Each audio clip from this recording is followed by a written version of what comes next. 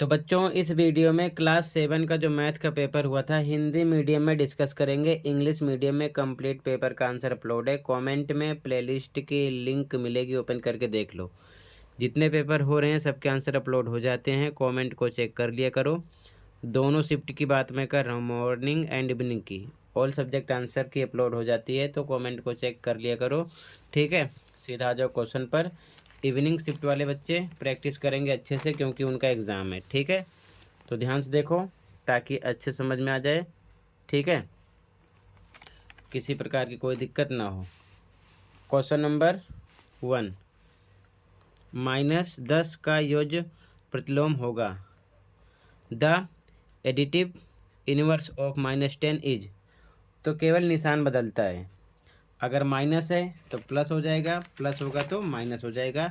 ये चीज़ ध्यान में रखना।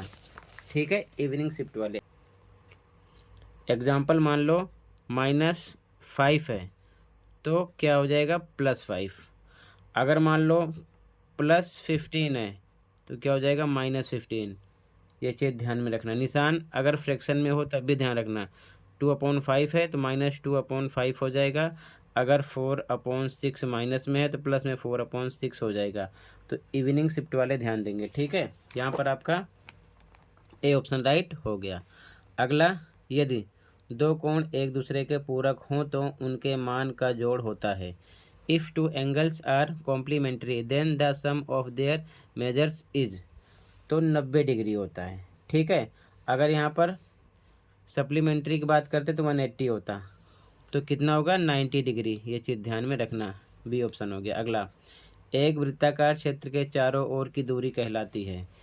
The distance around a circular region is known as its. तो देखो ध्यान से, इस प्रकार से ये जो चारों तरफ वृत्ताकार क्षेत्र हुआ ये क्या बनेगा, ये बनता है परिधि यानी कि सरकमफ्रेंस। ठीक है, तो यहाँ पर सी ऑप्शन था।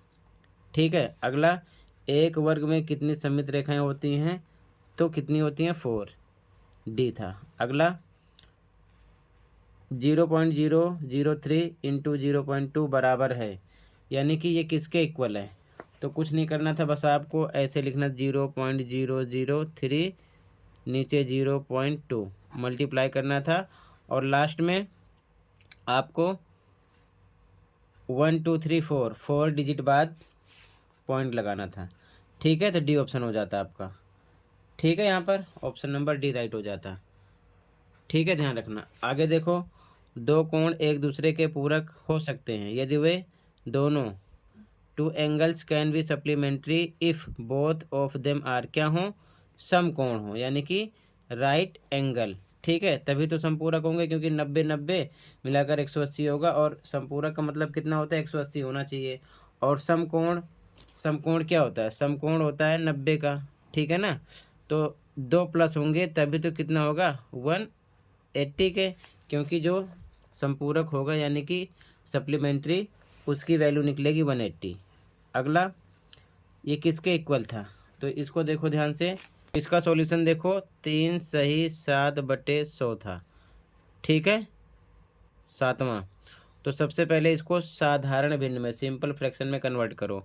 100 को 3 से गुणा करो, 300, ऊपर वाला नंबर प्लस हो जाता है, कितना हो जाएगा 307/100। अब नीचे वाला नंबर बाहर लिख लो, ऊपर वाला अंदर, करना है भाग। 100 का पहाड़ा 307 में कितनी बार जाएगा, 3 बार साफ साफ जाएगा, कितना आएगा 300, घटाने पर 7 आएगा। अब 100 के पहाड़े में 7 नहीं आता तो पॉइंट लगाएंगे, 0 बढ़ेगा 70 हो जाएगा। अभी भी नहीं आएगा तो 1 0 और बढ़ाएंगे, 1 0 और बढ़ेगा। अभी हो गया 700, तो 100 के टेबल में 707 पे आएगा। ठीक है, तो ये पूरा हो जाएगा, माइनस कट जाएगा, यानी कि 3.07 आंसर आता। ए ऑप्शन यहाँ पर हो जाता। ठीक है, आगे देखो ध्यान से। अगला क्वेश्चन ध्यान से देखो, प्रतिशत निकालना था, परसेंट फॉर्म। ठीक है, कितना था 0.02। ठीक है, तो सबसे पहले देखो दशमलव कितने पर है, इकाई दहाई सैकड़ा। तो क्या हम करेंगे, नीचे 100 से करेंगे भाग तो पॉइंट हट जाएगा, तो कितना हो जाएगा बराबर 2/100 हो जाएगा, पॉइंट हट चुका है। ठीक है ना, डिवाइड करने पर। अब परसेंट के लिए हम किससे मल्टीप्लाई करते हैं, 100 से, तो 100 से फिर से मल्टीप्लाई होगा, 100 से 100 कट जाएगा, कितना आएगा 2, तो 2% आंसर आ जाता है। बी ऑप्शन राइट हो गया।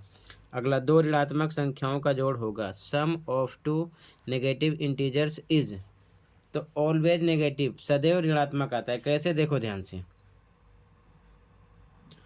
दो ऋणात्मक, मान लो 3 प्लस -5, अब इनका प्लस करेंगे तो ये -3, ये प्लस -5, अब ये माइनस माइनस हो गया प्लस, तो 8 आता, निशान इसका लग जाता, तो ये हमेशा किस में आएगा, माइनस में ही आएगा, यानी कि ऋणात्मक आएगा, ठीक है ना। तो हमेशा क्या आएगा, नेगेटिव में आएगा। अगला, a number 5 added to 3 times the product of numbers m and n, algebraic expression for it will be, संख्याओं m तथा n के गुणनफल के 3 गुने में संख्या 5 जोड़ी जाती है, इसके लिए बीजीय व्यंजक। तो ध्यान से देखो, 10, ऐसा क्वेश्चन आपसे भी करेंगे, कह रहा है कि m तथा n के गुणनफल में, तो गुणनफल का मतलब m गुणे n, गुणनफल में 3 गुने में, अब इसके और 3 गुने में, 3 से और मल्टीप्लाई करो, संख्या 5 जोड़ी जाती है, इसमें 5 और जोड़ी जा रही है, अब इसको मल्टीप्लाई करो तो आ जाएगा 3mn + 5, यही बन रही है, ठीक है ना। तो यहाँ पर ऐसा ऑप्शन आपको मिल जाता है सी वाला, ठीक है। जैसा क्वेश्चन में बोला गया वैसा करना है। अगला, -2 का होल क्यूब, यानी इसकी वैल्यू निकालना है, मान ज्ञात करना है। तो ध्यान से देखो कैसे सोल्व करते, -2 को आपको 3 टाइम करना है मल्टीप्लाई, इस प्रकार लिखकर, ठीक है।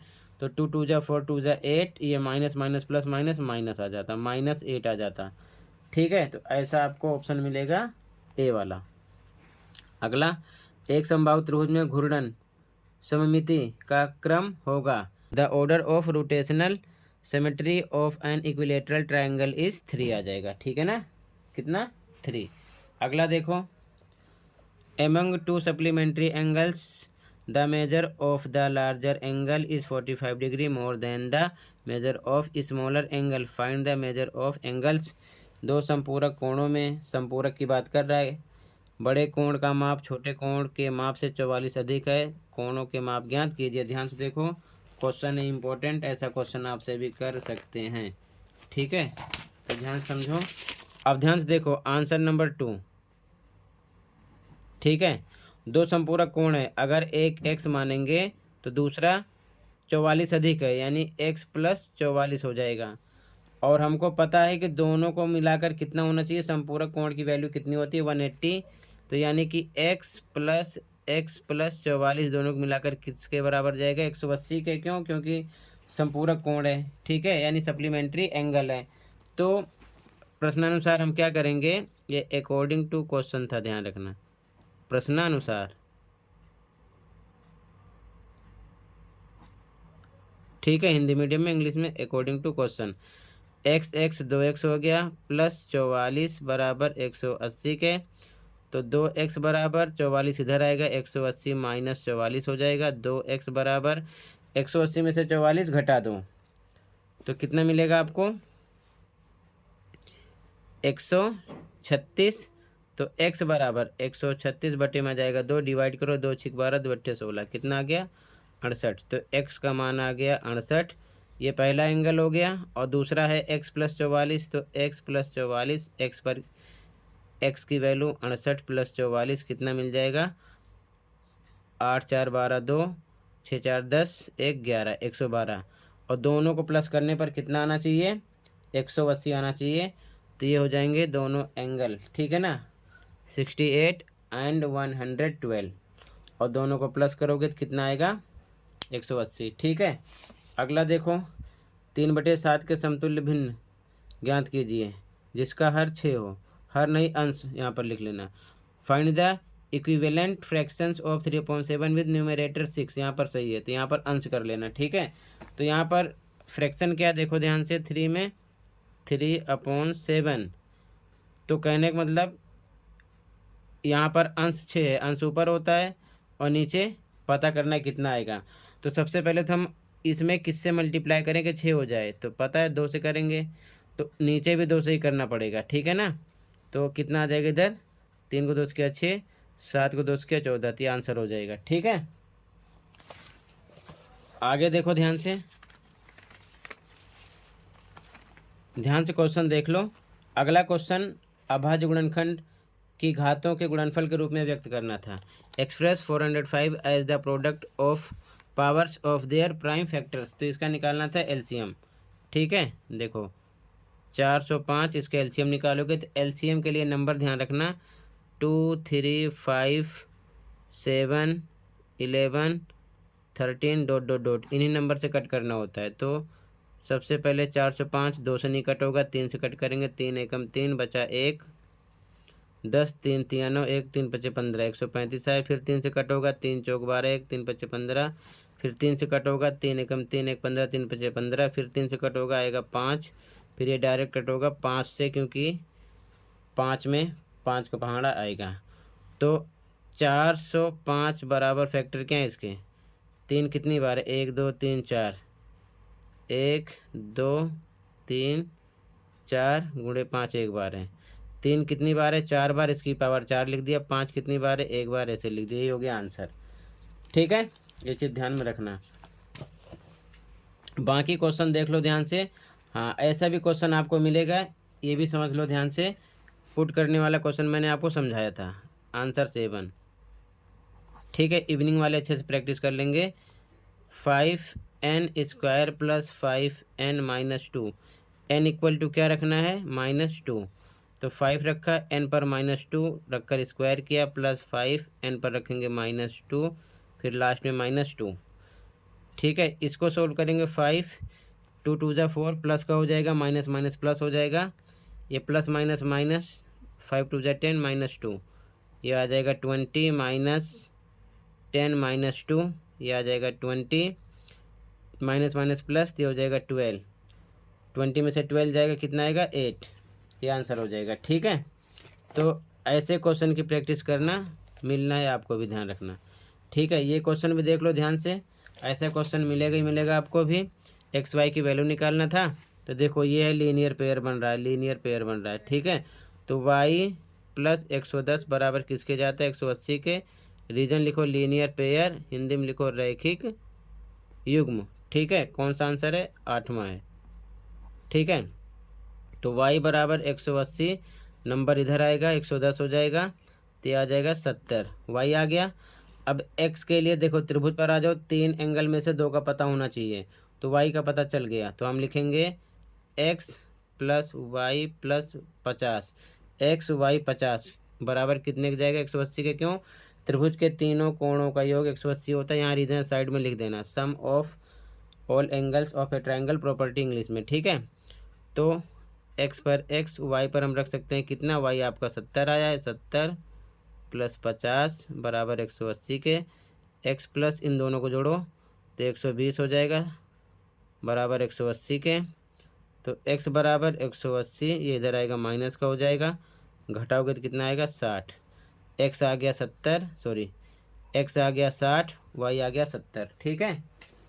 क्लियर है, आंसर नंबर 8 भी हो गया।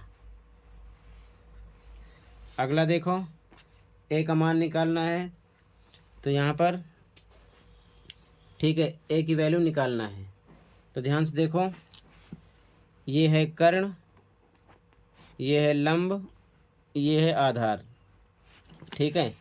तो यानी कि P परपेंडिकुलर बेस और H, इन तीनों में से हमको बेस निकालना है। डायरेक्ट बेस वाला फॉर्मूला लगा दो, और वाला देखो, तो आधार बराबर होता है रूट में कर्ण का स्क्वायर माइनस लंब का स्क्वायर, यानी कि आधार यानी बेस बराबर इंग्लिश में लिखना था h का स्क्वायर माइनस लंब यानी p का स्क्वायर, ठीक है ना। परपेंडिकुलर वैल्यू रखो h कितना है, यहाँ पर कर्ण कितना है 15, 15 का स्क्वायर माइनस लंब कितना है 12 का स्क्वायर, ठीक है।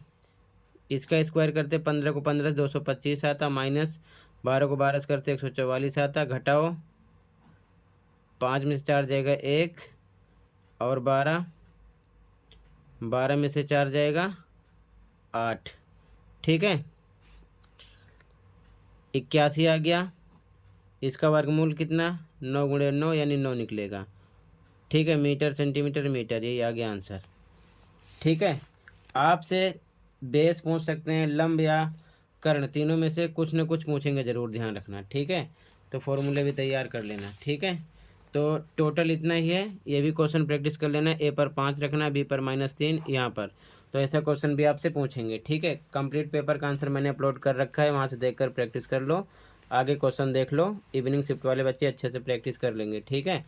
कंप्लीट पेपर का आंसर मैंने अपलोड कर दिया, वहाँ से देख लेना, ऐसे क्वेश्चन की भी प्रैक्टिस कर लेना, ठीक है। ध्यान रखना, मिलेंगे ज़रूर, ठीक है। सभी क्वेश्चन बार बार रिपीट करवा रखा हूँ, तो अच्छे से प्रैक्टिस कर लेना,